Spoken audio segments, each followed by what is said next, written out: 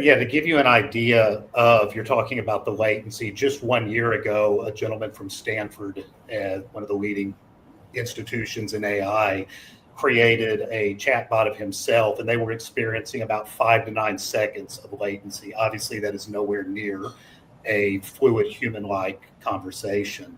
They did exactly what you talked about, having pre-responses where those filler words that were hard-coded almost in to make the latency seem lower. What we've seen, for example, we've got WebRTC. It's an open source protocol that Google created that allows a much quicker transmission and use of that voice, of media in general. We're not just talking about voice, it can be video as well.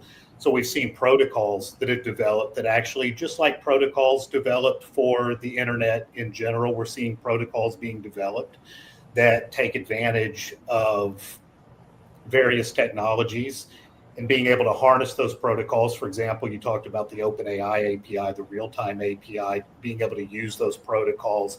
That is what has greatly reduced the latency. And also as well, like I talked about, we exponentially see reductions in latency because of upgrades in hardware. So every year the hardware becomes much, much better, and you see a reduction in latency, less need for those filler words, and new technologies that are accessible and affordable both for business and consumers to utilize. Very, very cool.